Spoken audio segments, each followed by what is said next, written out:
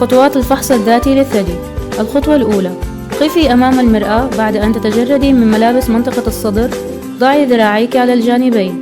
تفحصي وجود أي تغيير في شكل الثدي أو الحلمة أو وجود تغييرات في الجلد عما كان عليه في السابق. الخطوة الثانية: ضعي يديك على منطقة الحوض. مع الضغط قليلا وميلي بجسمك إلى الأمام. هل تشاهدين أي تغييرات في شكل الثدي أو الحلمة؟ الخطوة الثالثة: ضعي يديك خلف رأسك ثم اخفضي كتفيك للأمام وأيضا شاهدي أي تغييرات في الثدي أو الحلمة.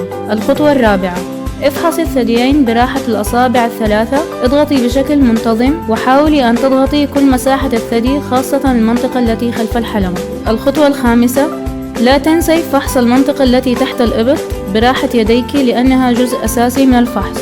الخطوة السادسة: اضغطي الآن على الحلمة ولاحظي وجود أي إفرازات خاصة لو كانت مصحوبة بدم. وأخيرا استلقي الآن على ظهرك وأعيدي الخطوة رقم 4 وأنت مستلقية، ثم ضعي وسادة تحت الكتف الأيسر ليصبح الثدي مسطحا وسهل الفحص لاكتشاف أي تكتل. وباستعمال اليد اليمنى افحص الثدي الأيسر وكرري الفحص للجهة الثانية بنفس الطريقة. لا تترددي، نحن معك.